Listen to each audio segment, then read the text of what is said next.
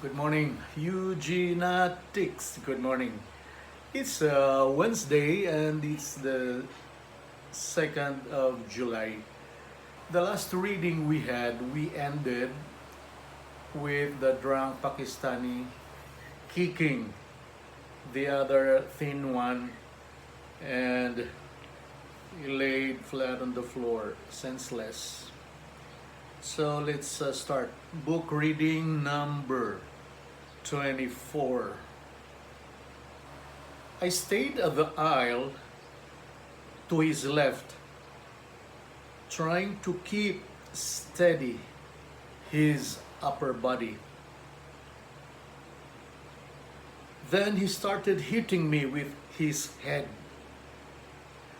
Two stewards secured each leg. They were hit by vicious kicks of a possessed man. I did not notice that he was able to loosen the seat belts I tied to his hands. From the side, he got hold of the necktie of one steward who was stooping to keep his legs steady and pulled it, gagging the steward. The steward was able to break free. We untied our neckties and placed them in our pockets like we were going to war. Then the war really started. The drunk Pakistani, who was the Eric Estrada lookalike, he broke free of the seatbelt I tried to his hands. He hurled a deadly uppercut aimed at my face. He hit my left eye. I hit the galley walls standing flat like a cartoon character of Tom and Jerry. The estrellas are true. I saw them explode like New Year's fireworks. My left eye closed immediately. I was then a cyclope. I only had one eye. The two Caucasians stood up again and pushed the drunk man deep to his seat. I felt a mixture of anger, humiliation, and aggression. I lunged at the secured man and started throwing punches like it was a world title fight. It was like I was able to release all the stored anger and aggression I've been keeping since I knew reason. The secure grip of the good Caucasians gave me enough edge to hit the drunk man where I want to hit him. Then I noticed punches flying and hitting the same target. The other stewards were releasing violently their share of frustrations and anger to this drunk man. The passengers around who were awakened by the commotion started clapping and egging us to go on. I saw blood on the face of the man, but my anger did not subside. I kept punching him with one eye. When the drunk did not resist anymore, he took a deep breath as his eyes closed. I heard someone shouted, "Enough! That's enough!" I said no. I took a deep breath, shouted, and released a big karate chop on his nape. The drunk man's head fell forward. I really thought he died. We all thought he died. We secured the ties of his hands.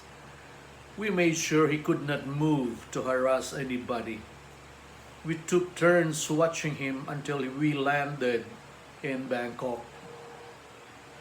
I went to the galley to put cold compress over my left eye.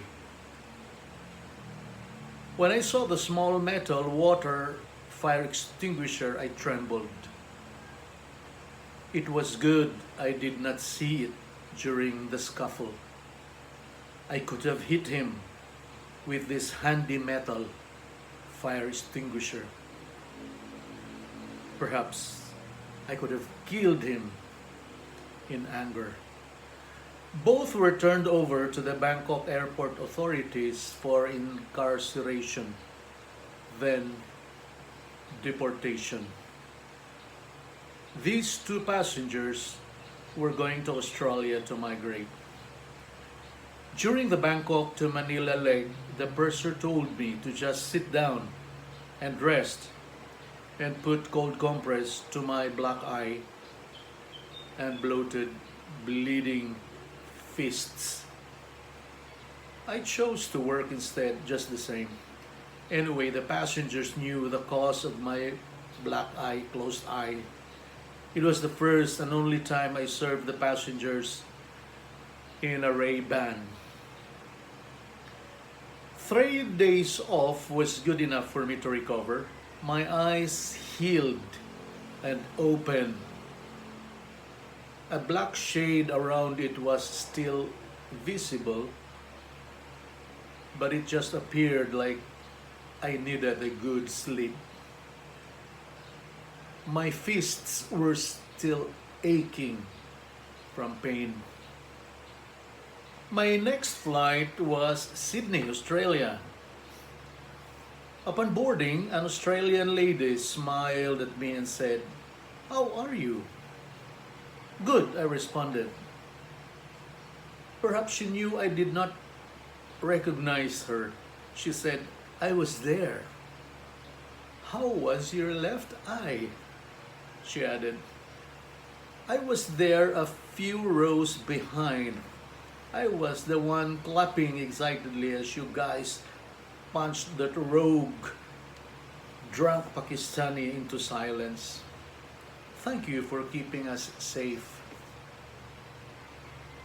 Incidents like that are few and far between. It also happened in other flights. This incident prompted me to buy a punching bag at home. I started to practice as soon as my fists healed. My punches improved. I could hit on target like a boxer. I could hit harder. But that incident never happened to me again. Thank God. So, Eugenetics, thank you for listening. That is the end of our action inside the cabin. The spirit of the glass full of alcohol. Thank you, Eugenetics. Have a pleasant Wednesday. I love you.